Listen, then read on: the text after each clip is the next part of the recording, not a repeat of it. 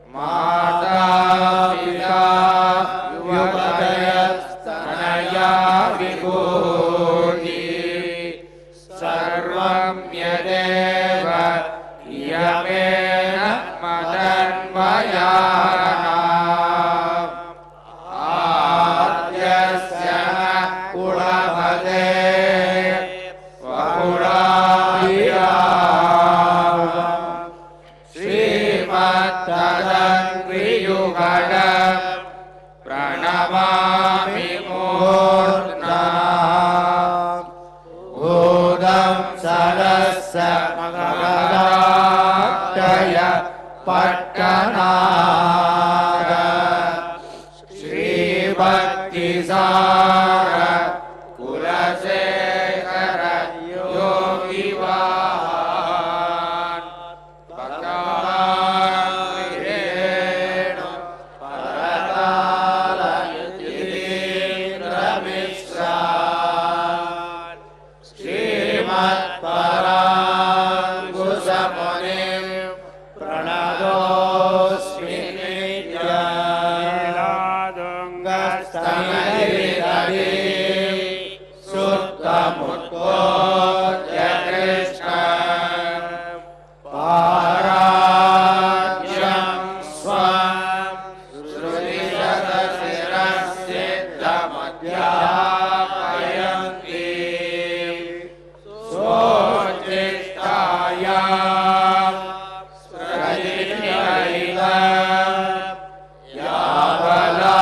யாவலாத்யஸ்ய புங்கே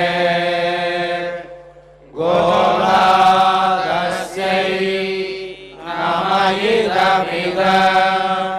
பூய ஏவாஸ்து பூயः. அன்னவயல் புதுவை ஆண்டாள் அரங்கற்கு பண்ண திருப்பாவை பல்வதியம் இன்னிசையால் பாடிக் கொடுத்தார் நற்பாமாலை பூமாலை சூடிக் கொடுத்தாரை சொல்லு. சூடிக் கொடுத்த சுடர்கொடியே கொள்வாரை பாடி அருளவல்ல வல்வளையாய் நாடினே வேங்கடவர்க்கு என்ன இம்மாதம் நாம் கடவா வண்ணமே நல்கு. மகனாய் பிறந்து ஓரிரவில் ஒருத்தி மகனாய் வளர்ந்த கருக்கினாயில் நினைந்த கருத்தை பிழைப்பித்து கஞ்சன் வயிற்றில் நெருப்பெண்ண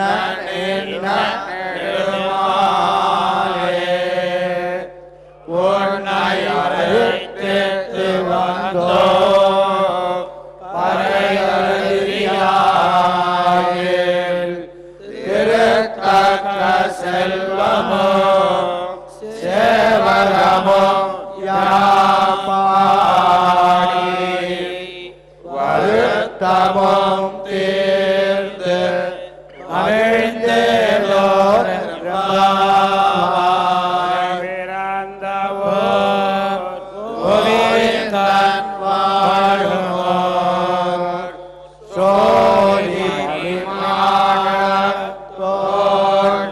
தோன்றுமோர் நீதியாய் நல்லபக்தர் வாழுமோர்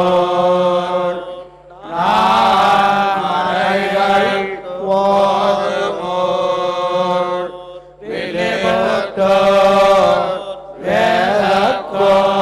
வேதக்கோளோர் பாதகங்கள் தீர்க்கும் பரமன் அடிகாட்டும் வேதமனைக்கும்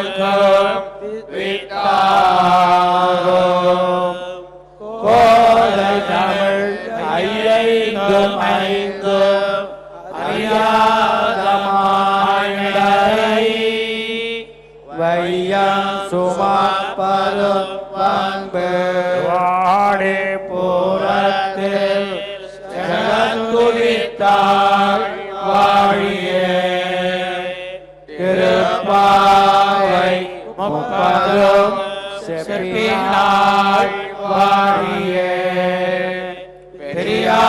பெரியாழ்வார் பெற்றெடுத்த பெண் பிள்ளை வாழியே பெரும்போதோர் மாமுனிக்கு பின்னானாள் வாழியே ஒரு நோக்கு நாற்பத்து மூன்றுரைத்தாள் வாழியே உயரங்கற்கே எண்ணி உகந்தளித்தாள் வாழியே மறுவார திருவள்ளி வளநாடி வாழியே வான்முதுவை நகர்கோதை மலர்பதங்கள் வாழியே శ్రీమద్వరవరమునయే నమః. ముందుగా పాశురాన్ని అనుసంధానం చేసుకొని పాశుర అర్థాన్ని ఆస్వాదిద్దాం. ஒருத்தி மகனாய் பிறந்து ஒருத்தி மகனாய் பிறந்து ஓரிரவில் ஒருத்தி மகனாய் ஒளித்து வளர கரிக்கிலானாகில் தான் தீங்கு நினைந்த கருத்தை பிழைப்பித்து கஞ்சன் வயிற்றில் நெருப்பென்ன நின்ன நெடுமாலே உன்னை அறுத்தித்து வந்தோ அரை தருதியாகில் திருத்தக்க செல்வமும் சேவகமும் யாம் பாடி வருத்தமும் தீர்ந்து மகிழ்ந்தேலோரெம்பாவாய்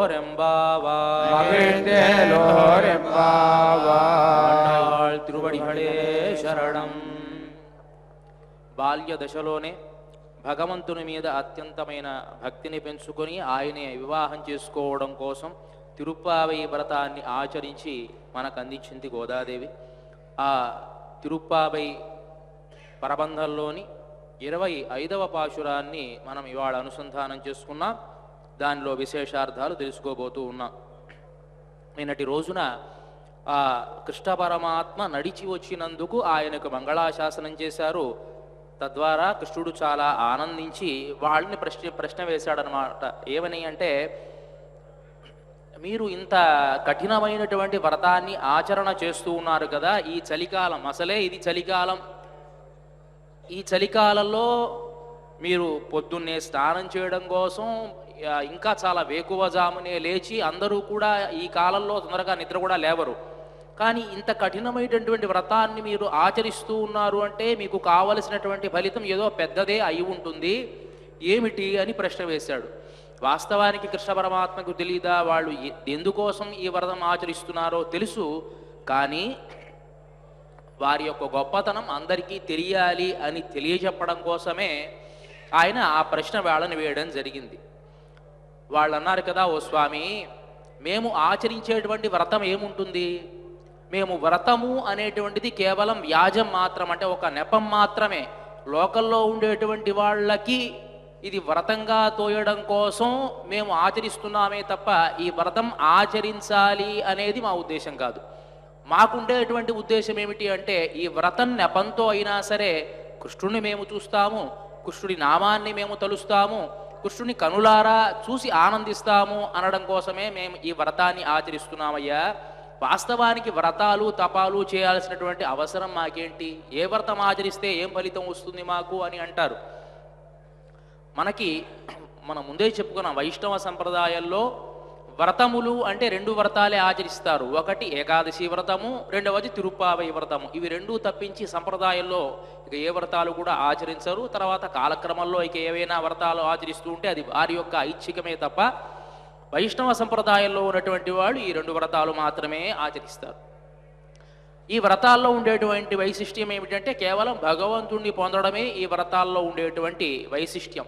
అనమాచారుడు అంటాడు కదా తన కీర్తనలో, ఇది ఏనకు మతము ఇది వ్రతము ఒదుటుల కర్మము ఒల్లనింకను, ఇది ఏనకు మతము, ఇది నా మతము, ఇది నా వ్రతము.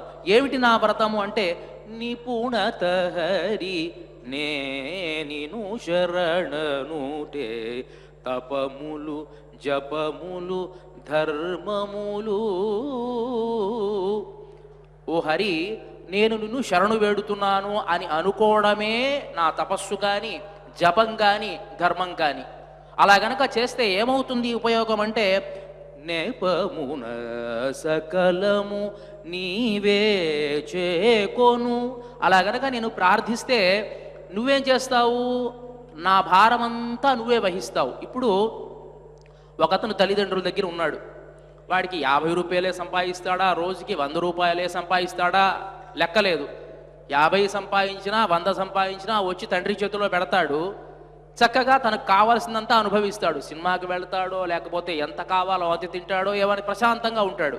అదే కుటుంబ భారం మొత్తం వాడి మీదే పడింది అనుకోండి, తానే సంపాదించాలి, తానే కుటుంబాన్ని పోషించాలి అంటే తనకు వచ్చేది ఎంత, దాంట్లో ఎంత ఖర్చు పెట్టుకోవాలి, ఎంత జాగ్రత్త చేసుకోవాలి అని ఆలోచించాలి. అంటే కర్మజ్ఞాన భక్తి యోగాదుల ద్వారా పరమాత్మను నేను పొందుతున్నాను అనుకునేటువంటి వాడేమో స్వతంత్రుడు. తన కర్మ ద్వారా, తన యోగం ద్వారా, తన భక్తి ద్వారా తను ఆర్జించుకొని తద్వారా ఉండేటువంటి పుణ్యాన్ని ఖర్చు పెట్టుకుంటూ దాంట్లో కొంత మిగుల్చుకుంటూ కష్టపడుతూ ఉండాలి. అదే ప్రపత్తి చేసినటువంటి వాడు నిర్భరంగా తల్లిదండ్రుల దగ్గర ఉండేటువంటి పిల్లవాడిలాగా వస్తే వస్తుంది, వాళ్ళు రాలేదనుకోండి, రాకపోయినా తండ్రే చూసుకుంటాడు, భోజనం పెడతాడు, నష్టమే ఉంటుంది. కాబట్టి నా భారానంతా నేపమున సకలము నీవే చేకొను, నీవే తీసుకుంటావు స్వామి. కాబట్టి నాకు వ్రతము మతము ఏమిటంటే నిన్ను ఆశ్రయించడమే అని అంటాడు. హరి నీదాసుడ అనుకొనుటేనా ఇహమును పరమును, ఇహమును పరమును భాగ్యమును. నేను నీ దాసుణ్ణి అనుకోవడమే నాకు ఇహము పరము, ఇక వేరే నాకేం అవసరంలా, నేను ఆచరించేటువంటి వ్రతం ఇదే అని అంటాడు అన్నమాచార్యుడు. ఈ గోపికలు కూడా మేము ఆచరించేటువంటి వ్రతం ఏమిటి అంటే, మేము వ్రతం ఆచరించటం లేదయ్యా, ఈ వ్రతం అనేటువంటిది కేవలం ఒక వ్యాజం మాత్రమే, నిన్ను చూడడం కోసమే మేము వచ్చాము, మాకు కావలసింది ఏమీ లేదు అని అంటే, సరేలే అదంతా అట్లా ఉంచండి, మీరు ఏదో పరై వాయిద్యం కావాలి అని వ్రతం ఆచరిస్తూ ఉన్నారు కదా, ఈ వ్రతం నిర్విఘ్నంగా సాగుతుంది అని మీరు అనుకుంటూ ఉన్నారా? ఈ వ్రతం నిర్విఘ్నంగా సాగుతుందా అని ఆయన ప్రశ్న వేశాడు. అదేమిటయ్యా అట్లా అంటావు? నీ పాదాలు పట్టుకుంటే వ్రతం అంతా పరిసమాప్తి అవుతుంది కదా మా నమ్మకం, అదే కదా శాస్త్రాలు కూడా. వీళ్ళు పెద్దగా చదువుకోవాలా, కానీ వీళ్ళు చెప్పేటువంటి మాట మాత్రం చూడండి, వేదాలలో కూడా ఇదే చెప్పబడినటువంటి విషయం. ఆచార్యులు అంటారు, భవంతి లీలా విధయశ్చ వైదికా త్వదీయ గంభీర మనోనుసారిణ. భగవద్భక్తులైనటువంటి వాళ్ళు ఏదైతే ఆచరిస్తారో అదే కొంతకాలం తర్వాత అనుష్ఠానం అయిపోతుంది, అదే వేదంలో చెప్పబడుతుంది. ప్రత్యేకంగా వాళ్ళు చదువుకోవాల్సినటువంటి అవసరం ఏమీ లేదు అని ఆచార్యులు చెప్పినట్టే వేదంలో ఆ విషయమే ప్రస్తావించబడుతుంది. పరమాత్ముని పాదాలు గనక ఆశ్రయిస్తే ఆయనే సమస్తాన్ని తీసుకుని వెళతాడు అని చెప్పి ఈశావాస్య ఉపనిషత్తులో అగ్నేరయ సుపథ రాజే అస్మాన్ విశ్వాని దేవ వయురాని విద్వాన్, అక్కడ ప్రార్థన ఏమిటి అంటే, ఓ అగ్ని రూపంలో ఉన్నటువంటి నారాయణ, నేను అర్చిరాది మార్గం గుండా నీ పాదములను ఆశ్రయించాలి అని ప్రార్థిస్తే భగవంతుడు అన్నట్ట, నన్ను ఆశ్రయించావు బాగానే ఉంది, కానీ నీ పాపాలు అడ్డంగా ఉన్నాయ్యా అన్నట్ట. అప్పుడు వేదపురుషుడే చెప్తున్నాడు, యోధ్యస్మజ్జుహురాడమే నో భూయిష్టాంతే నమ ఉక్తిం విధేమా. నేను నమ ఉక్తిం విధేమా, నేను నాకు సంబంధం లేదు, నమ ఉక్తి నేను నమస్కారము అని అంటాను నీకు, తద్వారా ఆ పాపాలని నీవే తీసుకుంటావులే అని వేదపురుషుడు చెప్తూ ఉన్నాడు. అంటే వేదపురుషుడు అక్కడ కేవలం భక్తుడు ఆ ప్రార్థన చేస్తే వేదపురుషుడే ప్రశ్నా సమాధానం ఆయనే చెప్పుకున్నాడు. కాబట్టి ఆ చెప్పినటువంటి విషయాన్నే ఈ గోపికలు కూడా, అదేమిటి స్వామి మా వ్రతం పరిసమాప్తి కాకపోవడం ఏమిటి, నిన్ను ఆశ్రయిస్తే పోదా, నిన్ను ఆశ్రయించాము కదా అని చెప్పి నువ్వు ఎలాంటి వాడివి అని ఇక్కడ ఆ పాశురం కూడా తెలియజేస్తున్నారు. కృష్ణ పరమాత్మ అన్నాడు కదా, నన్ను ఆశ్రయిస్తే మీకేమొస్తుందమ్మా, నేనేదేమో పరమాత్మని అనుకుంటూ ఉన్నారా అంటే, అదేమిటి స్వామి అలా అంటావు, నువ్వు పరమాత్మము కాకపోవడం ఏంటి, ఒరుత్తి మహానాయ్ పిరంది ఓరు రవిల్ ఒరుత్తి మహానాయ్ ఒళుత్తి వలరా అని ఈ పాశురంలో పరమాత్ముని యొక్క జన్మ రహస్యాన్ని తెలియజేస్తూ ఉన్నారు. మనకు భగవద్గీతలో అంటాడు కృష్ణ పరమాత్మ, కర్మ జ్ఞాన భక్తి యోగాలు ఎట్లా అయితే మోక్షానికి సాధనాలు అవుతాయో, అదేవిధంగా భగవంతుని యొక్క జన్మ రహస్యం తెలుసుకున్నా చాలట అది కూడా మోక్షానికి మార్గం అవుతుంది అని చెప్పి, జన్మ కర్మచమే దివ్యం ఏవం యో వేత్తి తత్వతః త్యక్త్వా దేహం పునర్జన్మ నైతి మామేతి సోర్జున. అంటే వాడు కూడా పునర్జన్మ లేకుండా అవుతాడు అని చెప్పాడు కదా, కాబట్టి ఆ జన్మ రహస్యం కూడా వీళ్ళకి తెలుసు. ఇక్కడ భగవద్గీతలు ఇంకా చాలా చర్చ చేసుకుంటారు. అర్జునుడు ఒక ప్రశ్న వేశాడు కృష్ణ పరమాత్మని, స్వామి అపరం భవతో జన్మ పరంజన్మ వివస్వత కథమేత ద్విజానీయాన్ త్వమాదో ప్రోక్తవానితి. కృష్ణ పరమాత్మ నువ్వేమో నాకు ముందు పుట్టినటువంటి వాడివి, నువ్వెవరో నాకు తెలుసు, కానీ నువ్వు కర్మయోగాన్ని అంతా కూడా సూర్యుడికి ఉపదేశించానని చెప్పావే, అది ఆశ్చర్యంగా ఉంది. వివస్వత సూర్యుడు ఎప్పటివాడు? ఎప్పటి నుంచో ఉన్నటువంటి వాడు. నువ్వేమో నా కళ్ళ ముందు పుట్టినటువంటి వాడివి. నువ్వేమో సూర్యుడికి ఈ కర్మయోగాన్ని ఉపదేశించానని చెప్తున్నావే, అసలు నీ జన్మ రహస్యం ఏమిటి అని ఒక 6 రకాల ప్రశ్నలు వ్యాఖ్యానకారులు చెప్తారు. కృష్ణుడు అడిగిన ప్రశ్నలు ఏమిటంటే ఒక 6 ప్రశ్నలు వేశాట. నేను జన్మించేటువంటిది వాస్తవము, సత్యము, నీ జన్మ సత్యమా కాదా? అంటే నేనైతే మామూలుగా ఈ లోకంలో ఉద్భవిస్తూ ఉన్నాను, నువ్వు ఉద్భవించినట్టు అంటే మన ఇంద్రజాలం చేసేటువంటి వాడు ఉంటాడు, ఇక్కడ ఏ వస్తువు ఉండదు కానీ ఉండేట్టుగా కనిపిస్తాడనమాట. అక్కడ మాయం చేస్తాడు, కాసేపు కనిపించేట్టు చేస్తాడు. అట్లా నువ్వు ఉద్భవిస్తావా? నిజంగానే నాలాగే నువ్వు ఉద్భవిస్తావా అని ఒక ప్రశ్న. రెండోది, నేను ఉద్భవించేటువంటి సందర్భంలో నా ఆత్మగుణాలు ఏవైతే ఉంటాయో, అపహత పాపత్వాది జ్ఞానానంద స్వరూపాలు ఏవైతే ఉంటాయో దాన్నంతా విడిచిపెట్టి ఈ శరీరానికి సంబంధించినటువంటి సత్వరజస్తమో గుణమైనటువంటి గుణాలు స్వీకరించి నేను ఇక్కడ పుడతాను. నువ్వు కూడా అలాగే పుడతావా? లేకపోతే నీ షడ్గుణాలు ఏవైతే ఉంటాయో జ్ఞానశక్తి బల ఐశ్వర్య వీర్య తేజస్సుల్నే తీసుకుని పుడతావా? అది రెండో ప్రశ్న. మూడవది, నేను పుట్టేటప్పుడేమో పాంచభౌతికమైనటువంటి శరీరంలో పుడతాను, నువ్వు కూడా అలాంటి శరీరంతో పుడతావా? లేకపోతే దివ్యమంగళ విగ్రహాన్ని గ్రహించి పుడతావా? ఇంకోటి, నేను జన్మించేటప్పుడు నా కర్మ పుణ్యపాప కర్మలు పరిపాక అవస్థ వచ్చినప్పుడే నేను జన్మిస్తాను, నీకు కూడా పుణ్యపాప కర్మలు ఏవైనా ఉన్నాయా? లేకపోతే నీ ఐచ్ఛికంగా నువ్వు జన్మిస్తావా? ఇంకోటి, నేను ఈ కర్మలన్నీ అనుభవించడానికి పుడతాను, నువ్వు కూడా కర్మలు అనుభవించడానికి పుడతావా? నీ ఐచ్ఛికంగా పుడతావా? నా జన్మకి కారణమైనటువంటిది కర్మలు, నీ జన్మకి అయినటువంటిది కర్మలా కాదా? ఈ 6 రకాల ప్రశ్నలు. 6 రకాల ప్రశ్నలకి ఆయన సమాధానం చెప్పాడు. నేను నీలాగే నిజంగానే ఉద్భవిస్తాను, నా జన్మ వాస్తవమైనటువంటిదే. రెండోది, నేను పంచోపనిషన్మయమైన శరీరంతో జన్మిస్తాను, నీలాగా పాంచభౌతికమైన శరీరంతో నేను జన్మించను. మూడవది, నేను దివ్యమంగళ విగ్రహం గ్రహించినప్పుడే నా గుణాలన్నీ నాకు వచ్చి చేరతాయి, అంటే షడ్గుణాలతో సంపూర్ణంగా నేను జన్మిస్తాను, నీలాగా దుర్గుణాలతో నేను జన్మించను. తర్వాత, నా జన్మకు కారణమైందేమో కృప, నేను ఐచ్ఛికంగా జన్మిస్తాను, నీ జన్మకు కారణమైంది కర్మ. తర్వాత ఇంకోటి, నేను కర్మఫలాన్ని అనుభవించాల్సినటువంటి అవసరం లేదు, దగ్గరుండి అనుభవింపజేస్తాను అని చెప్పి ఇట్లా 6 రకాల ప్రశ్నలకి సమాధానం చెప్పాడు కృష్ణ పరమాత్మ. ఆ విషయాన్నే ఇక్కడ ఈ పాశురంలో పరమాత్ముని యొక్క గుణాలు ఎలాంటివి, ఆయన కృపతో ఎట్లా జన్మిస్తాడు అనేటువంటి విషయాన్ని ఈ పాశురం ద్వారా ఒరుత్తి మహనాయ్ పిరందు ఓర్ ఇరవిల్ ఒరుత్తి మహనాయ్ ఒళిత్తు వళరా అని తెలియజేస్తూ ఉన్నారు ఈ పాశురంలో. ఒరుత్తి మహనాయ్ పిరందు, ఒకానొకతెకు పిల్లవాడిగా పుట్టి పిరందు జన్మించి అని చెప్తూ ఉన్నారు. ఇక్కడ ఎంత ఆశ్చర్యమైంది, పరమాత్మ అయినటువంటి వాడు ఒకానొకకి జన్మించడం. ఇక్కడ చమత్కారం ఏమిటంటే ఒకానొక ఆమెకు జన్మించడం, ఆ రోజు రాత్రే బయలుదేరి వెళ్ళి ఒకానొక ఆమె దగ్గర పెరగడం పిల్లవాడిగా. ఇక ఒకానొక ఆవిడ ఎందుకు చెప్పారు? దేవికి జన్మించాడు, యశోదాదేవి దగ్గర పెరిగాడు అని చెప్పవచ్చు కదా అంటే చెప్పడం ఇష్టం లేదట వాళ్ళకి. ఎందువల్ల అంటే అద్వితీయమైనటువంటి వాళ్ళు, అంటే అలాంటి వాళ్ళు ఈ ప్రపంచంలో ఎవరు కూడా మనకు కనపడరు. ఒకానొక పుట్టడం, మళ్ళీ రాత్రే వెళ్ళిపోవడం అంటే అందరికీ తెలిసిందే, కృష్ణుడు తప్ప ఎవరు అలా పెరగల, అదొక అర్థం. ఇంకోటి, వాళ్ళకి కూడా దిష్టి తగులుతుందేమో, ఎందుకు వాళ్ళ పేర్లు చెప్పడం, వాళ్ళ పేర్లు చెప్పాల్సినటువంటి అవసరమే లేదు అని చెప్పి చెప్పడల్లా. ఇక్కడ ఒరుత్తి మహనాయ్ పిరందు, ఒకానొకతెకు పిల్లవాడిగా జన్మించి, ఇక్కడ పిరందు అనేటువంటి దాని మీద ఒక పెద్ద చర్చ చేసుకున్నారు పెద్దవాళ్ళు. ఒకానొక ఆమెకు అంటే దేవికి పిరందు పుట్టి అని. ఇక్కడ మహర్షులంతా ఏం చెప్పారయ్యా అంటే, దేవికి పుట్టి అంటే ఎక్కడ దోషం వస్తుందో అని, దేవకీ పూర్వ సంధ్యాయాం ఆవిర్భూతం మహాత్మన అని, అంటే అలా సూర్యుడు ఏ విధంగా అయితే తూర్పు దిక్కులో ఉదయిస్తాడో అట్లా ఉదయించాడు అని మహర్షులు చెప్పారు. ఎందువల్ల ఆయన షాడ్గుణ్య పూర్ణుడు కాబట్టి అలాంటి పరమాత్మ గర్భవాసాన్ని చేస్తాడా? గర్భవాసాన్ని చేసి మనం ఏ విధంగా అయితే గర్భ నరకాన్ని అనుభవిస్తూ ఉంటామో అట్లా ఆయన అనుభవిస్తాడా? ఆయన అనుభవించడు, అప్పటికప్పుడు పుట్టి ఉంటాడు అని చెప్పి మహర్షుల యొక్క అభిప్రాయం. ఆళ్వార్ల అభిప్రాయం అంటే కానే కాదు, ఆయన గర్భవాసం చేశాడు, గర్భనకాన్ని అనుభవించి పుట్టాడు. ఏమిటండి దానికి దీనికి వ్యత్యాసం అని అంటే, ఒక గొప్ప వ్యక్తి, ఒక మినిస్టర్ లాంటి వాడు అనుకోండి, అతను ఒక చిన్న గుడిసెలో వచ్చి 1 సంవత్సర కాలం ఉండి ఎవరికో సహాయం చేశాడు అనుకుందాం. న్యూస్ పేపర్లో వచ్చేటప్పుడు ముఖ్యమంత్రి గారు పలానా ఇల్లు వచ్చి సందర్శించి వెళ్ళారు అని రాశాడు.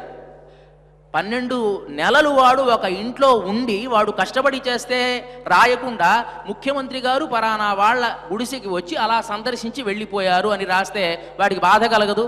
అంటే 12 నెలలు మహానుభావుడైనటువంటి వాడు ఒక చిన్న గుడిసెలో తాను ఉండి సహాయం చేస్తే గొప్పగా రాయాలా లేదా? గొప్పవాడు చిన్న చోటికి వచ్చి ఒక సహాయం చేస్తే గొప్పగా రాస్తారా లేదా?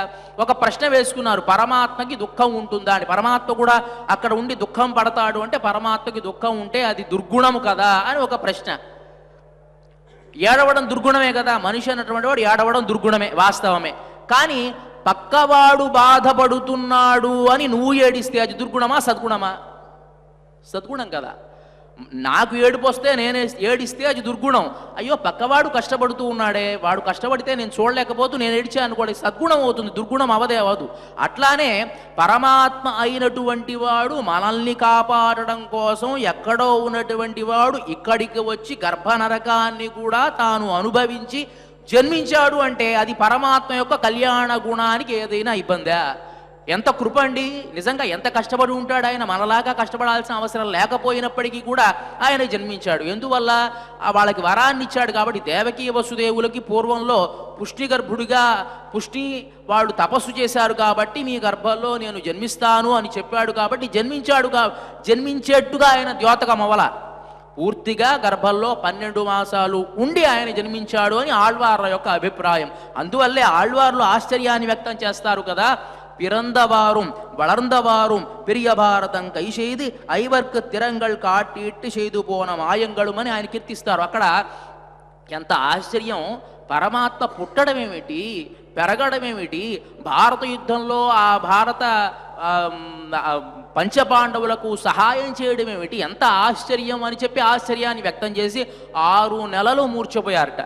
అంటే పరమాత్మ కూడా ఇలా కష్టాన్ని అనుభవిస్తాడా అని చెప్పి 6 నెలలు పూర్తిగా మూర్ఛపోయారట ఆయన, ఆశ్చర్యం కలిగి. ఆ విషయాన్ని ఇక్కడ ఒరుత్తి మహనాయ్ పిరందు ఓర్ ఇరవిల్ ఒరుత్తి మహనాయ్ ఒళిత్తు వళర. సరే అక్కడ జన్మించాడు. జన్మించిన వెంటనే ఏదైనా సుఖం ఉందా అంటే వెంటనే ఎలా జన్మించాడు ఆయన? చతుర్భుజాలతో శంఖచక్రాలతో. వాళ్లే కదా కోరుకుంది, నువ్వు నాకు బిడ్డగా జన్మించవయ్యా అని పుష్ని ప్రార్థిస్తేనే కదా జన్మించాడు. అలాగే ఈయన కూడా జన్మించాడు. జన్మించినప్పుడు వెంటనే వాళ్ళు ఏమంటున్నారు భాగవతంలో, తమద్భుతం బాలకమంబుజేక్షణం చతుర్భుజం శంఖ గజాద్య ఆయుధం పీతాంబరం సాంద్ర పయోధ సౌభగం అని కీర్తిస్తారు. తమద్భుతం బాలకమం, మామూలు వాడి కదా తమద్భుతం, దాన్ని వర్ణించడానికి కూడా అలవి కానటువంటి వాడు. అంబుజేక్షణం, తామర పుష్పాల లాంటి కళ్ళు కలిగినటువంటి వాడు జన్మించాడు. ఆ వెంటనే వీళ్ళ ఉపసంహర విశ్వాత్మన్, 4 చేతులు కనిపించగయ్యా, కనిపిస్తే మళ్ళీ కంసుడు వచ్చి గొడవ చేస్తాడు కాబట్టి 4 చేతులు తీసేసుకో, 2 చేతులతో మామూలు శిశువులాగా ఉండు అని అంటే బభూవ ప్రాకృత శిశు, మామూలు పిల్లవాడు ఎలా ఉంటాడో అట్లా అయిపోయాడు ఆయన. సరి ఉరుత్తి మహానాయ్ పిరందు, అలా జన్మించాడు. బాగానే ఉంది. ఓరిల మామూలుగా సామాన్యమైన వాళ్ళ ఇళ్లలో కూడా పిల్లవాడు పుడితే ఎంత పండగ చేసుకుంటారండి. చక్కగా పిల్లవాడు పుట్టాడంటే అందరికీ స్వీట్లు పంచి పెట్టేసి నాకు ఒక పుత్ర సంతానం కలిగింది అని చెప్పి ఆయాలకిచ్చి లేకపోతే చుట్టుపక్కల వాళ్ళకి ఇచ్చి అందరికీ ఫోన్లు చేసుకుని చక్కగా మాకు పిల్లవాడు పుట్టాడో, ఎవరు పుట్టినా అందరికీ ఫోన్లు చేసి ఆనందపడతామా లేదా? మరి అలాంటిది పరాత్పరుడైనటువంటి వాడు దేవకీ గర్భంలో జన్మిస్తే ఎవ్వరికి తెలియకుండా ఓర్ ఇరవిల్, అదే రాత్రి, ఆ రాత్రి కూడా అద్వితీయమైనటువంటిది. పరీక్ష చూడండి ఎట్లా ఉంటుందో. ఆ రాత్రి కూడా ఇక చెప్పాల్సినటువంటి అవసరంలా బాగా చిట్ట చీకటి, జడివాన. ఆ జడివానలో యమునా నది నుంచి బయలుదేరి వెళ్ళాలి. ఆ యమున ఎలాంటి యమున? పెద్ద తరంగాలతో ఉప్పొంగుతూ ఉంది. ఆ యమునలో వెళ్ళాలి, అక్కడి నుంచి వేరే ఊరికి వెళ్ళాలి, వేరే చోట పెరగాలి. ఓర్ ఇరవిల్, అలాంటి వాన మళ్ళీ చూడలేమట, అలాంటి రాత్రి మళ్ళీ చూడలేమట, అలాంటి యమునను కూడా మళ్ళీ చూడలేమట. అలా ఓర్ ఇరవిల్ ఒరుత్తి మహనాయ్ ఒళిత్తు వళరా. మళ్ళీ ఇంకో చోట యశోదాదేవికి బిడ్డడుగా ఉండి పెరిగాడు ఆయన. ఇదేమిటి, దానికి దీనికి ఏమిటి వ్యత్యాసం అంటే అక్కడేమో పుట్టాడు, ఇక్కడ పెరిగాడు. అక్కడ ఆకలి ఇలా, ఇక్కడ ఆకలి వేసింది. అది పరమాత్మ యొక్క గొప్పతనం. వాళ్ళేం కోరుకున్నారు? మాకు పిల్లవాడిగా జన్మించాలి అని కోరుకున్నారు, జన్మించాడు. ఇక్కడ మీ కళ్యాణ గుణాలు మేము అనుభవించాలి అని అన్నాడు కాబట్టి పిల్లవాడిగా వచ్చి ఇక్కడ పాలు తాగుతూ ఉన్నాడు. కాబట్టి అక్కడ అలాంటి ఆ పరమాత్మ పుట్టాడు అని ఒక్కళ్ళు కూడా పండగ చేసుకోకుండా ఎవరికీ తెలియకుండా అక్కడి నుంచి బయలుదేరి యశోదాదేవి దగ్గర పెరుగుతూ ఉన్నాడు కదా. ఎంత ఆశ్చర్యం! ఓర్ ఇరవిల్ ఒరుత్తి మహనాయ్ ఒళిత్తు వళర, ఒకానొకటి కుమారుడిగా పుత్రుడిగా ఒళిత్తు వళర దాక్కొని పెరుగుతూ ఉన్నాడు. అక్కడ యశోద దేవకీదేవి దగ్గరేమో ఆయనకి ఆకలి కూడా వేయలే, ఆకలి వేయలా ఏడవల. అక్కడి నుంచి బయలుదేరి వచ్చాడు. యశోదాదేవి దగ్గరికి రాగానే వాడు ఏడ్చి పాలు తాగడం ప్రారంభించాడు. యశోదాదేవి పాలిచ్చింది. ఎంత అదృష్టవంతురాలో కదా యశోదాదేవి.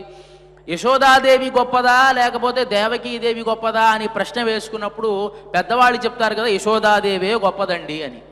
మనకి దేవాలయాలు కడుతూ ఉంటారు. కొత్త దేవాలయం కట్టడం గొప్పదా, ఒక దేవాలయాన్ని జీర్ణోద్ధరణ చేసేది కాపాడడం గొప్పదా అంటే ఒక దేవాలయాన్ని జీర్ణోద్ధారణం చేసేదే గొప్పదట. కొత్త దేవాలయం గొప్ప విషయం ఏమీ కాదు. జీర్ణోద్ధారం చేసి ఆ దేవాలయాన్ని కాపాడితే ఎట్లా అయితే గొప్పదో, ఎవరికో పుట్టినటువంటి పిల్లవాడిని తన పిల్లవాడిగా తాను పెంచింది కదా, మళ్ళీ తను కనడం కంటే ఆ పిల్లవాడిని తాను ఎత్తుకుని పెంచింది కదా. కాబట్టి యశోదాదేవే గొప్పదండి, అదృష్టవంతురాలు యశోదాదేవి అని. ఒరుత్తి మహనాయ్ ఒళిత్తు వళర, ఎంత అదృష్టం అండి యశోదాదేవి యొక్క అదృష్టం అంటే. అక్కడ కూడా పేర్లు మాత్రం సంబోధన చేయడంలా. అక్కడే ఒకరికి కుమారుడుగా జన్మించాడు, ఒకనొకతికి కుమారుడుగా పెరుగుతూ ఉన్నాడు. మనం ఇందాక చెప్పుకున్నాం. ఎందువల్ల అలా చెబుతున్నారు? దిష్టి తగులుతుందేమో. పరమాత్మ యొక్క నక్షత్రం ఏమిటి అని చెప్పడానికి అంటారు కదా, అత్తత్తిన్ పత్తానాల్ తోణ్య అచ్యుతన్ ముత్త విరుందవా కాణీరే ముహినహీర్ వందు గాణీరే అని అంటారు పెరియాళ్ళు వాళ్ళు. పరమాత్మ యొక్క నక్షత్రం ఏమిటి అంటే హస్తా నక్షత్రానికి 10వ రోజు అని చెప్పారు ఆయన. హస్తా నక్షత్రానికి 10వ రోజు అని ఎందుకు చెప్పాలి? రోహిణీ నక్షత్రం అని చెప్పొచ్చు కదా. కృష్ణ పరమాత్మది అంటే చెప్పడం ఎందుకు? చెబితే మళ్ళీ ఎవరైనా ఏదైనా చేస్తారేమో అని భయమట. హస్తా నక్షత్రానికి 10వ రోజు అంటే వెనక్కి 10 నక్షత్రాలు వెనక్కి వెళితేనేమో రోహిణీ నక్షత్రం వస్తుంది, ముందు 10 నక్షత్రాలకు వెళితేనేమో శ్రవణ నక్షత్రం వస్తుంది. వాస్తవమే. శవిష్ఠ నక్షత్రం విష్ణుర్దేవత అని వేదం చెబుతుంది. విష్ణుదేవతకి నక్షత్రం ఏమిటి అంటే శ్రవణ నక్షత్రం. అబద్ధం ఏమి చెప్పలా. కృష్ణుడి జన్మ నక్షత్రం వస్తుంది రోహిణి, కాబట్టి అబద్ధం ఏమి చెప్పలా. కాబట్టి అత్తత్తిన్ పత్తానాళ్ళని పెరియాళ్ళ వాళ్ళు చమత్కారంగా చెబుతారు. అక్కడ ఎందుకు చెప్పాలా అంటే చెప్పకూడదట. ఆభిచారిక హోమాలు చేసేటువంటి వాళ్ళకి నక్షత్రాన్ని చెప్పకూడదు, జాతకాన్ని ఇవ్వకూడదు, మన పూర్తి పేరు కూడా చెప్పకూడదట. జన్మించేటప్పుడు 3 రకాల పేర్లు పెడతారు: మాసనామము, నక్షత్రనామము, తర్వాత వ్యావహారిక నామము అని.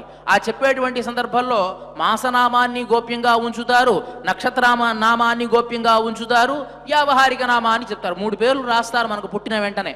ఆ పేర్లలో వ్యావహారిక నామంతో పిలుస్తూ ఉంటారు. ఈ 2 నామాలు మాత్రం చెప్పరు. ఏ మాసంలో పుట్టాడో ఏ నక్షత్రంలో పుట్టాడో చెప్పరు. అది ఆ పేర్లు కూడా చెప్పరు. ఆయనకు ప్రత్యేకంగా పేర్లు ఉంటాయి అన్నమాట. ఆ పేర్లతో పిలవరన్నమాట.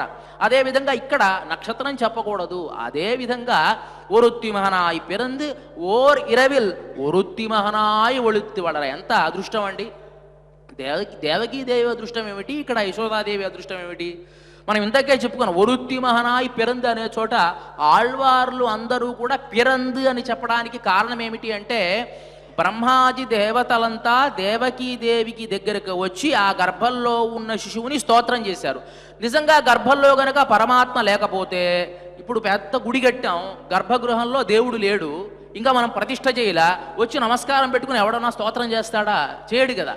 ఆ పరమాత్మ ప్రతిష్ఠ అయితే అప్పుడు వచ్చి స్తోత్రం చేస్తాడు. మరి బ్రహ్మాది దేవతలంతా దేవకీదేవి గర్భాన్ని ధరించినప్పుడే వచ్చి స్తోత్రం చేశారు అంటే ఆ గర్భంలో పరమాత్మ ఉంటేనే కదా స్తోత్రం చేసేది. కాబట్టి పరమాత్మ తప్పకుండా ఉన్నాడు అని మన ఆళ్వార్లంతా రూఢి చేసి, ఎందువల్ల మరి మహర్షి ఎట్లా చెప్పాడు అంటే అపచారం అవుతుందేమో, పరమాత్మ పుట్టాడు అంటే అపచారం అవుతుందని మనం ముందే చెప్పుకున్నాం. జ్ఞానదశ ప్రేమదశ అని. జ్ఞానదశలో ఉన్నవాళ్ళు మహర్షులు కాబట్టి మళ్ళీ అపచారపడతాం. స్వామి పుట్టాడు అంటే ఆయన పుట్టడం ఏమిటి? అజోపిసన్ అవ్యయాత్మ అన్నారు కదా. అజుడు కాబట్టి, జన్మ లేనటువంటి వాడు కాబట్టి పుట్టడం ఏమిటి అని చెప్పకుండా దేవకీ పూర్వ సంధ్యాయామని ఆయన చెబితే సమస్యే లేదు, పుట్టాడు అని చెప్పాల్సిందే అని ఆళ్వార్లు చెబుతూ ఉన్నారు. ఒరుత్తి మహనాయ్ పిరందు ఓర్ ఇరవిల్ ఒరుత్తి మహనాయ్ ఒళుత్తి వళరా. దాక్కుని పెరుగుతూ ఉన్నాడు. ఎలా పెరిగాడండి? ఆమె దగ్గర ఎంతో ఆనందంగా పెరుగుతూ ఉన్నాడు. ఆ లీలా చేష్టితాలంతా కూడా అక్కడ మనం యశోదాదేవి అనుభవించిన అనుభవం అంతా ఇంతా కానే కాదు. యశోదాదేవి అనుభవించింది. కుమారుడు ఏ విధంగా పెరగాలో అలాగే పెరిగాడు. కృష్ణ పరమాత్మ అల్లరి చేస్తూ ఉంటే ఒకానొక సందర్భంలో అడవికి పంపించిందట యశోదాదేవి. తాను బాధపడుతుంది యశోదాదేవి అంటే, பன்னிரு திங்கள் வயிற்றில் கொண்ட அப்பாங்கினால் என்னிடம் கொங்க எமுதமூட்டி எடுத்து யான் பொன்னடி நோவ புலரியே కానిల్ కన్నిల్ పిన్ ఎన్నిళం శంగత్తై పోకినేన్ ఎల్లే పాపమే. నేను 12 నెలలు మోసి కని ప్రేమతో నా పాలు ఇచ్చి పెంచినటువంటి నా తండ్రిని, బంగారు తండ్రిని అల్లరి చేస్తూ ఉన్నాను అనేటువంటి ఉద్దేశంతో, ఇంకా సూర్యోదయం కూడా కాల పులరియే వెంటనే ఉదయాన్నే కానిల్ కన్ని ఆయన పాదాలు ఎలాంటివి అంటే పొన్నడి నోవా, ఆ పాదాలు నొచ్చుకునే విధంగా నేనేం చేశాను, కానిల్ కన్నిల్ పిన్ ఎన్నిళం శింగత్తై పోకినేన్, నేను పిల్లవాడిని నువ్వు గోవులు మేపుకొని రాపో అని చెప్పి పంపించేశానే. ఎల్లే పావమే, ఎంత బాధగా ఉంది అని బాధపడుతుంది యశోదాదేవి. అంటే ఇక్కడ ఉంటే మనం కూడా చూస్తూ ఉంటాం, పిల్లవాడు ఇంట్లో ఉంటే అలరి చేస్తూనే ఉంటాడు, కాబట్టి వీడిని ఏ స్కూల్లోనో ఏ కాన్వెంట్లోనో వేస్తే ప్రశాంతంగా ఉంటాడు. మనం చూస్తే ఆ పూర్వంలో అన్ని కాన్వెంట్ లేవు కాబట్టి ఆవిడ ఏం చేసింది, అడవికి పోరా అని పంపించేస్తూ ఉండేది. ఆవిడ ఏం చేస్తుంది, దానికి మించి ఇక్కడ ఉంటే వాళ్ళింటికి పోయేది, వీళ్ళింటికి పోయేది, అల్లరి చేసేది, వాళ్ళింట్లో రచ్చబెట్టేది, ఇక్కడికి వచ్చేది, గొడవ చేసేది. కాబట్టి ఇలాంటి పిల్లవాడిని ఎంతకాలం కాస్తాము? ఒక్కొక్క సందర్భంలో ఈవిడ కూడా పోట్లాడికి వెళ్ళేది. కానరటే పెంచరటే కటకటా బిడ్డలను అని చెప్పి అన్నమాచారు. ఏమమ్మా వీరంతా వచ్చి తగాదా వేస్తూ ఉన్నారే మా ఇంట్లోకి, మా ఒక్క పిల్లవాడు మీకు దొరికాడా ఏమిటి? అమాయకుడు, అమాయక చక్రవర్తి ఆయన. పల్లాయిరవర్హళి ఊరిల్ పిల్లహెళదాం తిమహళి చేయవారంట. ఈ ఊళ్ళో చాలా మంది అల్లరి పిల్లలు ఉన్నారు, వాళ్ళంతా చేసే అల్లరంతా మా పిల్లవాడి మీద వస్తుంది. మా పిల్లవాడు ఏం చేస్తాడు, మీ పిల్లవాడి వెంట వెళతాడు, వాడు అల్లరి చేసినా కృష్ణుడే అల్లరి చేశారంటారు. అదేమిటమ్మా, కానరటే పెంచరటే, మీకు మాత్రం పిల్లలు లేరా? పెంచరటే పెంచలేదా? కటకటా బిడ్డలను ఎంత ఆశ్చర్యంగా ఉంది. మరి అల్లరి చేయకుండా పిల్లలు ఉంటారా? పిల్లల తర్వాత అల్లరి చేయరా? అందరూ చేసే అల్లరంతా మా పిల్లవాడి మీద వేస్తారే అని వెనకేసుకొస్తుంది. ఒక్కసారి ఏమి చేస్తుంది చెప్పండి? గొడ్రాలు అనేటువంటి పేరును పోగొట్టుకోవడం కోసం చాలా సంవత్సరాల తర్వాత పుట్టిన పిల్లవాడు కదా, కాబట్టి చాలా అల్లారు ముద్దుగా పెంచుకుంటూ ఉంటుంది పాపం. అలాంటి ఆ పిల్లవాడు అలరి చేస్తూ ఉంటే లోకంలో ఉన్నవాడు ఏదైనా అంటే తట్టుకోలేక ఒక దెబ్బ కూడా వేయలేదు. మళ్ళీ దెబ్బ వేస్తే కమిలిపోతాడేమో అని, గట్టిగా అరుద్దామంటే మళ్ళీ బాధపడతాడేమో అని చెప్పి కృష్ణ పరమాత్మని ఏమనాలన్నా భయమే యశోదాదేవికి. ఒకానొక సందర్భంలో పాలు తాగడానికి వచ్చాడు, తాను పెరుగు చిలుకుతూ ఉంటే వచ్చాడు, అమ్మా నాకు ఆకలి వేస్తోంది అని చెప్పి. సరే పాలిస్తూ ఉంది, ఈ లోపల పాలు పొంగుతూ ఉన్నాయి అక్కడ. సరే వెంటనే ఈ పిల్లవాడిని కింద పెట్టేసి పరిగెత్తుకుంటూ వెళ్ళి ఆ పాలు దింపేయడానికి వెళ్ళింది. ఇతనికి కోపం వచ్చింది.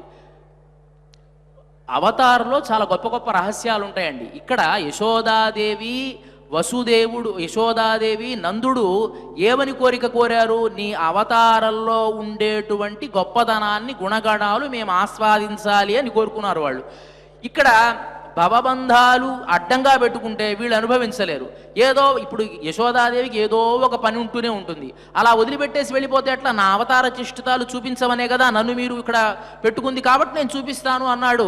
ఏం చేశాడు? ఆవిడ వచ్చే లోపలే ఈ పెరుగు కుండ కాస్త పగలగొట్టేశాడు. పక్కింట్లోకి వెళ్ళాడు. పక్కింట్లోకి వెళ్ళి ఆ పెరుగు కాస్త, ఆ పాలు అందకపోతే ఒక రోటిని కాస్త బోర్లించేసేసి దాని మీదకి తాను ఎక్కి అక్కడ ఉండేటువంటి వెన్నని తాను తింటూ, ఒక కోతి వస్తే దానికి కూడా ఇస్తూ ఆస్వాదిస్తూ ఉన్నాడు ఆయన.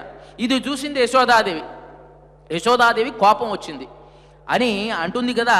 కానీ చేతన్ శలగోల బట్టి కుమారున్ కానిమ్ము కానిమ్మురా తనయ, ఒరే కానీరా, నీకు జరుగుతూ ఉంది కానీ అల్లరి చేస్తున్నావు కదా, ఎవ్వరి యందు చిక్కుబడు ఏదండమ్మును గాననేవరు ఈ వారంబు పొందనే వెర, నీకు భయం అనేటువంటిదే లేదురా, నీకు మరీ బాగా గారాభం ఎక్కువైంది, నువ్వు కానీ నీ పని పడతా చూడు అని చెప్పి చేతిలో ఒక బెత్తం తీసుకుని వెంబడబడింది. వెంబడబడితే పట్టుకుంటుందా? పరమాత్మని మనం వెళ్ళి పట్టుకోవాలంటే కుదురుతుందా చెప్పండి? అంటాడు చమత్కారంగా, చిక్కడు సిరి కౌగిటలో చిక్కడు సనకాదియోగి చిత్తాబ్జములం చిక్కడు శృతి లతికావలి చిక్కెన తండు లీల తల్లి చేతన్ రోలన్. ఎంత ఆశ్చర్యం! లక్ష్మీదేవికి కౌగిలించుకుందామన్నా ఒక్కొక్క సందర్భంలో కనిపించడు. చిక్కడు సనకాదియోగి చిత్తాబ్జములందున్, యోగ ధ్యానం చేస్తూ వాడు మనస్సులో ఆ పరమాత్మని ధ్యానం చేద్దామంటే వాళ్ళకి చిక్కడు. చిక్కడు శృతి లతికావలి, ఉపనిషత్తుల్లో ద్వారా దర్శనం చేసుకుందామన్నా ఆ ఉపనిషత్తులకు కూడా గోచరం కానటువంటి పరమాత్మ ఒక రూపాన్ని ధరించి వచ్చి యశోదాదేవి చేతిలో చిక్కాడు. ఎంత లీల చేతన్ రోలన్, అదొక లీల, పరమాత్మ యొక్క లీల. ఆయన ఎవరికి దొరుకుతామంటే వాళ్ళకి దొరుకుతాడే తప్ప నేను దొరకకూడదు అంటే దొరకనటువంటి వాడు కృష్ణ పరమాత్మ. అలా ఉండేటువంటి వాడు ఈ యశోదాదేవి అలా కృష్ణ పరమాత్మని వెంట పరిగెడుతూ ఉంటే ఆ రేపలలో ఉండేటువంటి గోపీజనం అంతా చూసి నవ్వుతూ ఉన్నారట. ఒకవైపు ఆయన్ని చూడాలా ఈమెన్ని చూడాలా, అమ్మా నన్ను కొట్టకని పెరిగెడుతూ ఉన్నాడు ఆయన, ఆమెను చూసి నవ్వుతూ ఉన్నారు. ఇప్పుడు కొంతమంది కోపం, ఇలా నన్ను చూసి నవ్వుతారా వీళ్ళు అని ఆవిడకి ఇంకా కోపం వచ్చింది. అందరూ చూసి నవ్వుతున్నారు కదా అంటారే, మొగుడు తిట్టినందుకు కాదు తోడికోడలు నవ్వినందుకు అని ఇంకా కోపం వచ్చింది, పట్టుదల వచ్చింది. ఎందుకు పట్టుకోలే నేను ఎట్లా అయినా పట్టుకుంటా అని చెప్పి వెంబడబడింది, పట్టుకుంది. అతన్ని పట్టుకుని కట్టేయాలి అని ప్రయత్నం చేస్తూ ఉంటే కట్టడానికి రావడాలు అప్పుడు వర్ణిస్తారు కదా పోతన గారు, వడలు చెమటలొరయ ఉత్తరీయముజారా. బాగా పరిగెత్తి ఉంది కదా ఇంతవరకు, కృష్ణ పరమాత్మని అట్లాగో అట్లా పట్టుకుంది, ఆయాసంతో ఉంది. ఆ తాడు కట్టాలి అంటే వడలు చెమటలు, ఆ చెమట్లు పడుతూ ఉంది. ఉత్తరీయము జార, పైటేమో జారిపోతూ ఉంది. వీడియున్న తురము విరులు జార, పైన కొప్పులో పూలంతా ముడుచుకొని ఉందట, అదంతా కొప్పులో పూలన్నీ కూడా ఊడిపోతూ ఉన్నాయి. కట్టరాని తన్ను కట్టెదనని చింత కట్టుకొనిన తల్లి కరుణ చూచి, కట్టరానటువంటి వాడు ప్రపంచంలో ఎవరైనా ఆయన్ని కట్టుకోగలరా, కట్టి ఉంచగలరా? అలాంటి ఆ పరమాత్మ నేను ఎట్లా అయినా సరే కట్టేస్తాను అని తాను పట్టుదల పట్టింది. చమత్కారంగా కట్టెదనని చింతగట్టుకొనినా, నేను ఎట్లా అయినా సరే నేను కట్టేస్తాను అని అనుకుంది కాబట్టి పాపం ఆమెను చూసి జాలిపడ్డాట కృష్ణ పరమాత్మ. జాలిపడి తల్లి కరుణ చూచి ఆమెని బుజ్జగించాలి అని చెప్పి బంధ విమోచనుడు ఇతడు, లోకల్లో ఉన్నటువంటి వాళ్ళందరికీ కూడా సంసార సాగరాన్ని లేకుండా చేసేటువంటి ఆయనే యశోదాదేవి దగ్గర కట్టబడ్డాడు అని చమత్కారంగా చెప్తాడు. అందువల్ల దామ ఉదరుడయ్యాడు అని చమత్కారంగా చెప్తే, నమ్మాళ్వార్లు ఇణయిందు ఇరుందేంగియ వెళివే అని ఆ పరమాత్మ ఏమిటి, ఈ లోకానికి రావడం ఏమిటి, యశోదాదేవి కట్టడం ఏమిటి, కొట్టడం ఏమిటి, అసలు మరీ ఇంత సౌలభ్య సౌశీల్యాలా అని చెప్పి ఆశ్చర్యపోయి మళ్ళీ 6 నెలలు మూర్చిపోయారట. అంటే కృష్ణ పరమాత్మ అవతారం వచ్చినప్పుడల్లా 6 నెలలు మూర్చబోతూ ఉన్నారు. ఏమిటండి కృష్ణ పరమాత్మ? మనకి ప్రబంధంలో 4 దివ్య ప్రబంధంలో చూసామనుకోండి, ఎక్కువ గుణానుభవం అంతా కృష్ణావతారం గురించే ఉంటుందండి. రామావతారం గురించి మిగతా అవతారాలు చాలా తక్కువ ఉంటాయి, కృష్ణావతారం గురించే ఉంటుంది. ఎందువల్ల అంటే కలియుగానికి దగ్గరగా ఉన్నటువంటి యుగం ద్వాపర యుగం. అంతేకాకుండా ఇంకో చమత్కారం, నమ్మాళ్వార్లకి ఎందుకు కృష్ణ పరమాత్మ అంటే అంత ఇష్టం అంటే, కృష్ణ పరమాత్మ పరమపతించినటువంటి 40 రోజుల తర్వాత ఈయన అవతరించాడు. ఈయన అనుకున్నట్ట కృష్ణుణ్ణి చూద్దామని చెప్పి బయలుదేరట, దక్షిణ దిక్కు బయలుదేరుతూ ఉంటే వాళ్ళు చెప్పారు కృష్ణుడు పరంపదించి ఎప్పుడో పరంపదించాడయ్యా అని చెప్పి. అయ్యయ్యో ఆయన దొరకకుండా పోయాడే అని చెప్పి బాధపడ్డట నమ్మాళ్వార్లు. అంటారే, మనం సహజంగా అన్నం కలుపుకుంటాం, అన్నం కలుపుకొని నోట్లో వేసుకుందామని మామూలుగా సామెత అంటే చేతికి అందింది నోటికి అందదు అనే సామెత. ఒక్కొక్క సందర్భంలో నోటికి అందింది కూడా పంటికి కొట్టుకుని పడిపోతుంది. ఇట్లా ముద్ద వేసుకుంటాం, పంటికి కొట్టుకుని కింద పడిపోతుంది ఏదో పదార్థం. కింద పడిపోయింది అనుకోండి, తీసుకోలేం కదా ఆ పదార్థాన్ని. అదేవిధంగా అయ్యయ్యో నోటి వరకు వచ్చిందే, కృష్ణావతారాన్ని దర్శించుకునే వాళ్ళమే, అలా లేకుండా 40 రోజుల్లో ఆయన ముందే పరమపదించాడు, ఇప్పుడు నేను పుట్టేం ప్రయోజనం? ఆళ్వార్లందరికీ కొంతమందికి అదే ఎక్కువ బాధ. అందువల్లే కృష్ణావతారాన్ని సామీప్యంగా ఉండేటువంటి ఆ కృష్ణావతారాన్ని ఎక్కువగా ప్రబంధాల్లో అనుభవించడానికి కారణం కలియుగానికి దగ్గరగా ఉన్నటువంటి అవతారం కాబట్టి. అయ్యయ్యో ఆ అవతారాన్ని మనం చూడలేకపోయామే, ఇప్పుడు పుట్టి ప్రయోజనం ఏమిటి? అయ్యయ్యో పుట్టనైతి అని చెప్పి రామదాసుల వారు అంటారు.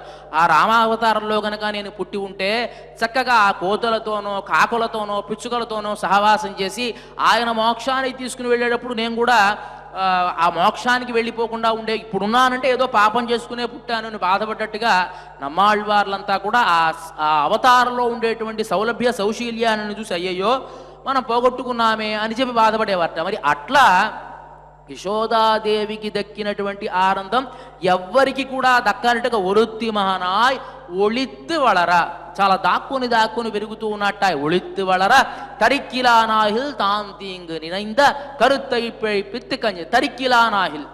ఇప్పుడు కృష్ణ పరమాత్మ మధుర నుంచి వచ్చేశాడు, బృందావనంలో పెరుగుతూ ఉన్నాడు. వాడు పెరగాలి, పెద్దవాడు అవ్వాలి, రావాలి. ఎక్కడో పెరుగుతూ ఉన్నాడు. వాణ్ణి చంపితే ఏదైనా ప్రయోజనమా మనకి? శిశువు అయినటువంటి వాడిని చంపితే ఇప్పుడు చావు అనేటువంటిది ఎవరికి రాదు? ప్రతి వాడికి చావు వస్తుంది ఏదో ఒక రోజు. మారీచుడి దగ్గరికి రావణాసురుడు వెళ్ళాడు. వెళ్ళి ఏ విధంగా అయినా సరే నేను సీతాపహరణం చెయ్యాలి, దానికి నువ్వు సహాయం చెయ్యి అంటే, వద్దురా నా మాట విను, ఆ రామచంద్రమూర్తి సింహాల్ లాంటి వాడు, వాడితో మనకెందుకు అన్నాడు, వెళ్ళిపోయాడు. మళ్ళీ వచ్చాడు రెండోసారి. వచ్చి ఏ విధంగా అయినా సరే నాకు సీతాపహరణానికి సహాయం చేస్తావా చస్తావా అన్నాడు ఆయన. అప్పుడు అంటాడు కదా, రామాదపి చ మర్తవ్యం మర్తవ్యం రావణాదపి, నేను గనక వీడికి సహాయం చేస్తేనేమో రాముడు చంపుతాడు, వీడికి సహాయం చేయకపోతేనేమో వీడే చంపేస్తాడు. ఉభయోరపి మర్తవ్యే, ఈ రెండిటిలో చచ్చిపోవాలి అనిగా నిర్ధారణ వస్తే వరం రామాత్ న రావణాత్, చచ్చిపోవాలంటే రాముడి చేతిలో చచ్చినా ఒక పుణ్యం ఉంటుంది. రావణుడి చేతిలో చేస్తే ఏమొస్తుంది? మోక్షమా దిక్కుమాలి ఏం ఏమి రాదు.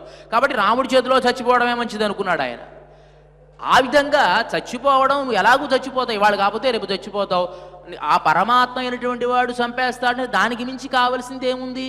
భారత యుద్ధంలో కృష్ణ పరమాత్మ చక్రాన్ని పట్టుకుని దిగుతూ వస్తూ ఉంటే భీష్మ పితామహుడిని చంపడానికి అంటాడు కదా, అబ్బా చాలా రావయ్య, ఇంకా ముందుకురా ఇంకా ముందుకురా, తొందరగా చంపేసి అంటాడు ఆయన. నీకు వచ్చిన ఆనందం ఏమిటి? నేనేమి నిన్ను పొగట్టలేదు, చంపేయడానికి వస్తున్నారా అంటే, వెధవ జీవితం పోతే పోతుంది, ఎవడో ఒక బాణం వేసి కొడితే నేను చచ్చిపోలేక జీవచ్ఛ వల్ల ఎక్కువ కాలం బ్రతికి ఉండడం కంటే సుదర్శన చక్రం గనక వేశావు అంటే ఇక బ్రతకడం అనేది ఉండదు, ఇక వాడు చచ్చిపోయి తీరాల్సిందే. అప్పుడు నాకు ఒక వరం ఉంది, ఏమిటి అంటే ఇచ్ఛామరణం అనేది. అది వరం కాదు, నాకు శాపమే. ఇప్పుడు నువ్వు చచ్చిపోవు, ఎన్ని కొట్టినా చావవు అంటే ఆ బాధను అనుభవిస్తూ ఇంకా బతికే ఉండాలి. భీష్మపితామహుడు ఏం చేశాడు? అంపశయ్యపై పడుకున్నాడు. ఎలా కొట్టాడు అంటే, అర్జునుడు కనీసం సూది మొనంతా కూడా ఖాళీ లేకుండా కొట్టేశాటండి. అంటే ఎక్కడ కూడా ఖాళీ లేవు, శరీరం అంతా బాణాలు కొట్టాడు. ఈ బాణాలంతా కొడితే ఎలా పడ్డాడు? మన మామూలుగా అంపశయ్య అంటే బాణాలు అలా తలకిందులుగా కొట్టి దానిపైన ఏదో భీష్మపితామహుడు ఏదో పడక మీద పడుకున్నాడు అని మనం అనుకుంటాం. వేసిన ప్రతి బాణము ఇక్కడ గుచ్చుకొని వెనకాల వెళితే అలా పడిపోయాడు ఆయన. అంటే ఎంత ఇబ్బందిగా ఉంటుంది చెప్పండి. బాణం ఇక్కడ గుచ్చుకొని శరీరం మొత్తం బాణాలు గుచ్చుకొని వెనక్కి వెళితే వెనక్క పడిపోతే ఇక తల పెట్టుకోవడానికి 3 బాణాలు కింద పెట్టాడే తప్ప దిండుగా మిగతా అన్ని బాణాలు లోపలికి గుచ్చుకొని అలా పడిపోయిన శరీరమే. అంటే ఎంత నరకం! చచ్చిపోలేడు, ఇచ్ఛామరణం ఆయనకి. కాబట్టి అలా జీవోత్సవంలో అలా ఉండిపోవలసిందే. అదే కృష్ణ పరమాత్మ చక్రాన్ని వేశాడనుకోండి, అలా కుదరదు. సుదర్శన చక్రాన్ని ప్రయోగిస్తే ఎలాంటి వాడైనా వెంటనే చచ్చిపోవచ్చు. అది కాకుండా ఇంకా మీద మోక్షం ఒకటి వస్తుంది. కాబట్టి చంపేవయ్యా అని ముందుకు వెళ్ళాడు ఆయన భీష్మ పితామహుడు. అలా వీడికి చావు ఎప్పుడన్నా వస్తుంది కదా, ఇంత ఎందుకు కష్టపడుతూ ఉన్నాడు? అయినా కూడా ఏ విధంగా అయినా సరే కృష్ణుణ్ణి కష్టపెట్టాలి అని చెప్పే ఉద్దేశంతో రకరకాల రాక్షసుల్ని పంపించి ఆయన్ని ఇబ్బంది పెడదామని చెప్పి ఈయనే ఇబ్బంది పడ్డాడు. ఏ ఇబ్బంది పడ్డాడంటే, ఆసీన సంవిషన్ తిష్టన్ భుంజాన పర్యటన్ పిబన్ చింతయంతో హృషికేశం అపశ్యత్ తన్మయం జగత్. ఏం ప్రయోజనం? ఏమి వీడికి నిద్ర లేదు, పాడు లేదు. రాక్షసుడు వెళుతున్నాడు కానీ అక్కడి నుంచి కబుర్ రావడల్లా, మొత్తం అక్కడి నుంచి వెళ్ళిపోతూనే ఉన్నారు. పోతన వెళ్ళింది, శకటాసురుడు వెళ్ళాడు, కపిత్తాసురుడు వెళ్ళాడు, బకాసురుడు వెళ్ళాడు, అందరు వెళుతూనే ఉన్నారు. మళ్ళీ తిరిగి రావడల్లా. రాకపోతే వీడికేమో భయం వేస్తూ ఉంది. నిద్రపోయినా, పడుకున్నా, మేలుకున్నా, తిన్నా ఈ కృష్ణుడే కనిపిస్తూ ఉన్నాడు. కాబట్టి అలా భయపడి కరుత్తై పిழைపిత్తి కంజన్వయిత్తిల్ నెరుపెన్న నిన్నడుమాలే. భక్తుల ఆశ్రయించినటువంటి భక్తులకేమో కృష్ణ పరమాత్మకి ఏదైనా ఇబ్బంది వస్తుందేమో అని అనుకుంటూ ఉంటే ఆ ఇబ్బందినంతా ఒక ముద్దగా కట్టి కంజన్వయిత్తిల్ నెరుపెన్న నిన్న నడుమాలే, ఆ కంసుడికే బాధ కొలిపెట్టుగా అగ్నిజ్వాలలు లోపల పుట్టేట్టుగా చేసినటువంటి నెడుమాలే, ఓ ఆశ్రిత వ్యామోహం కలిగినటువంటి వాడా, ఉన్నై అరుత్తిత్తు వందో. మేము చేసేటువంటి వ్రతం ఏమిటో తెలుసా? కేవలం నిన్ను కీర్తించడమే. ఉన్నై అరుత్తిత్తు వందో పరై తరుదియాహిల్. పరై అనేటువంటి దాన్ని నువ్వు ఇస్తే ఇవ్వచ్చుగాక, మేము తీసుకుంటే తీసుకోవచ్చుగాక, ఇది కాదు మాకు కావలసింది.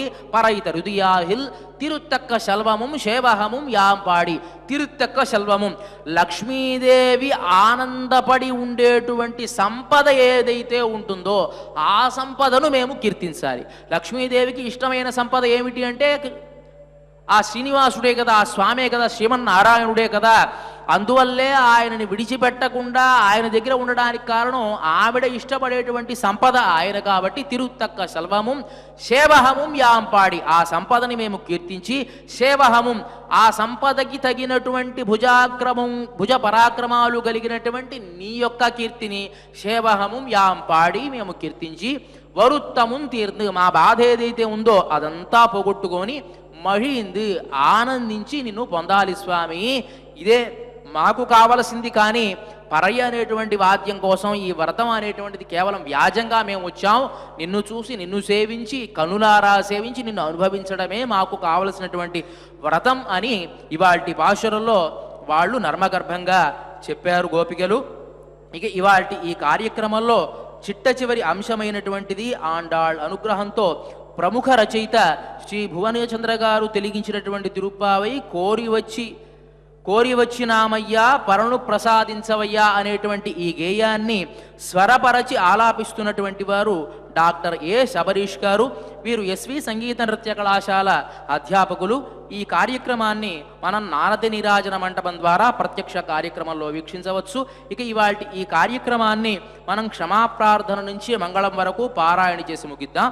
అథ క్షమా ప్రార్థనా యదక్షరపద భ్రష్టం మాత్రాహీనం చ యద్భవేత్ తత్సర్వం క్షమ్యతాం దేవ నారాయణ నమోస్తుతే.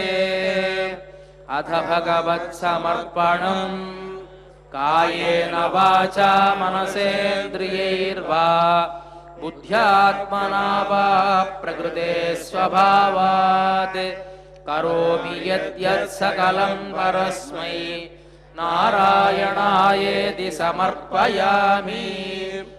అథ లోకక్షేమ ప్రార్థనా స్వస్తి ప్రజాభ్యః పరిపాలయంతాం న్యాయేన మార్గేణ మహీం మహిషాః గోబ్రాహ్మణేభ్యః శుభమస్తు నిత్యం లోకాః సమస్తాః సుఖినో భవంతు.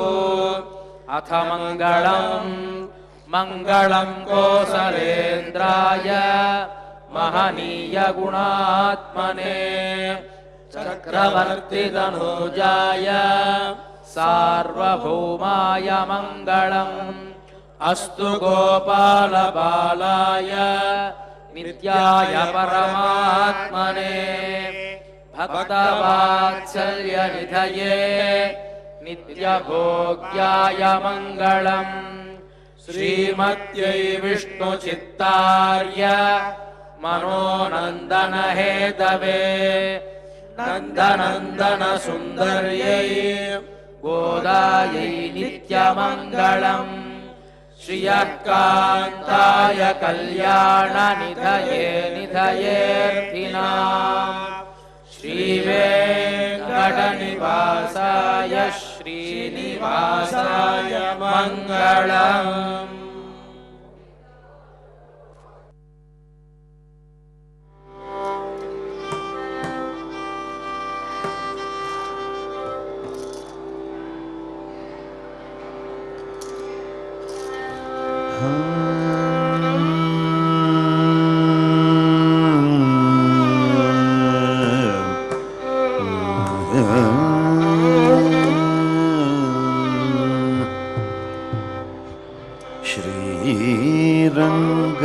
श्रीरङ्गनायक्ये नमः. श्रीगोदायै नमः. श्रीविष्णुचित्तात्मजायै नमः. श्रीसत्यायै नमः. श्री गोपीवेषधरायै नमः. श्री गोपीवेषधरायै नमः. श्रीदेव्यै नमः. श्रीभूसुतायै नमः. श्रीभोगशालिन्यै नमः.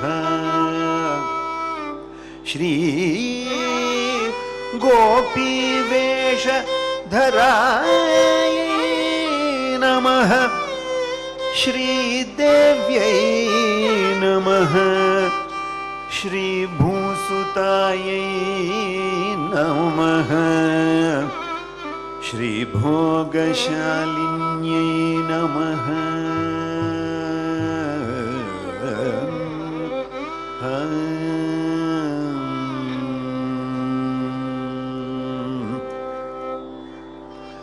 కోరి వచ్చినామయ్య పరను ప్రసాదించవయ్యా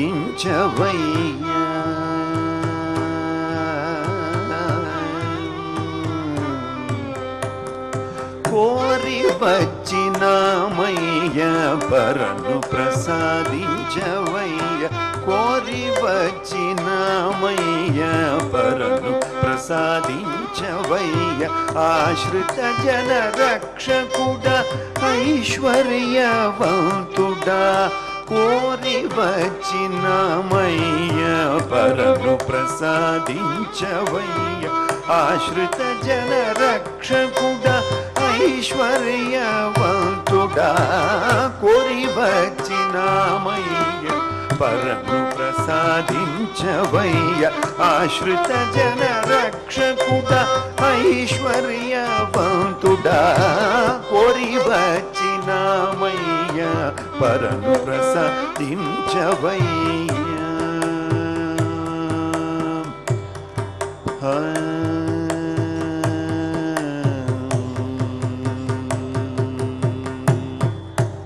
సాక్షాత్తు భగవంతుడిని కుమారునిగా కోరిన ఎట్టి సాక్షాత్తు భగవంతుడిని కుమారునిగా కోరిన ఎట్టి దేవకి దేవికి సుతుడై కష్టాలు తీర్చిన తండ్రి సాక్షాత్తు భగవంతుడిని కుమారునిగా కోరిన ఎట్టి దేవకి దేవికి సుతుడై కష్టాలు తీర్చిన తండ్రి లీలలు పరిపూర్ణముగా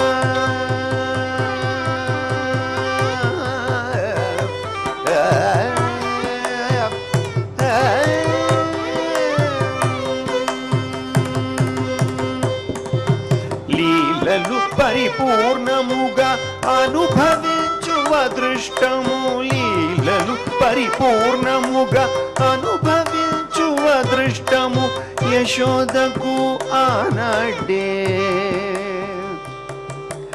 యశోదకు ఆనాడే కలిగించిన ఓదయాళ్ళు లీలలు పరిపూర్ణముగా అనుభవించు అదృష్టము యశోదకు ఆనాడే కలిగించిన ఓదయాళ్ళు యశోదకు ఆనాడే కలిగించిన ఓదయాళ్ళు కోరి వచ్చినామయ్య పరను ప్రసాదించవయ్య ఆశ్రిత జన రక్షకుడ ఐశ్వర్యవంతుడా కోరి వచ్చినామయ్య పరను ప్రసాదించవయ్య ఆశ్రిత జన రక్షకుడ ఐశ్వర్యవంతుడా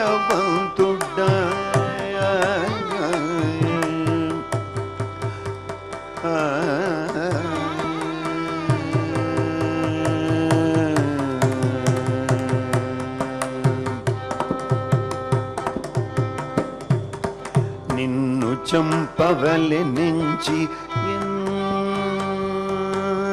నిన్ను చంపవలెనించి ఎందరో అసురుల పంపి నిన్ను చంపవలెనించి ఎందరో అసురుల పంపి ఎంతగానో యత్నించిన ఆ కంసుని కూల్చిన వాడ నిన్ను చంపవలెనించి ఎందరో అసురుల పంపి ఎంతగానో యత్నించిన ఆ కంసుని కూల్చిన వాడ నిన్ను చంపవలెనించి ఎందరో అసురుల పంపి ఎంతగానో యత్నించిన ఆ కంసుని కూల్చిన వాడ నీ వీర చరితమునంత కీర్తించవచ్చామయ్యా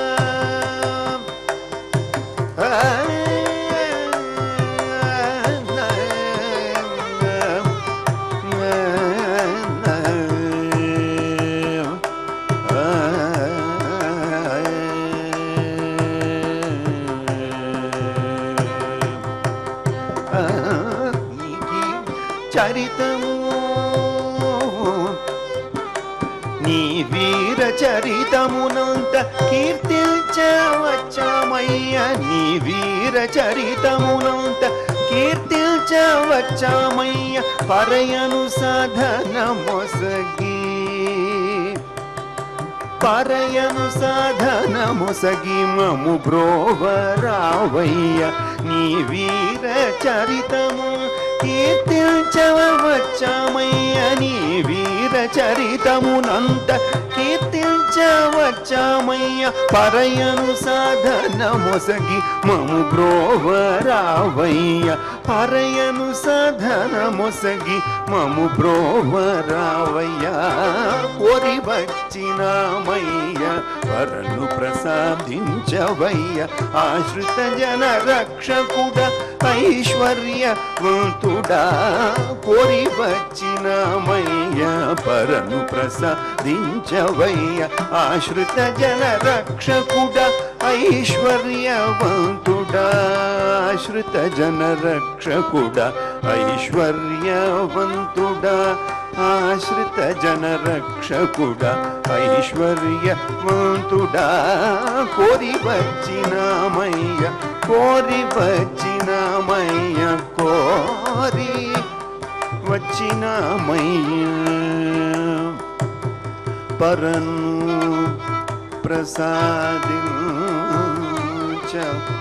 ప్రసాదించవయ్య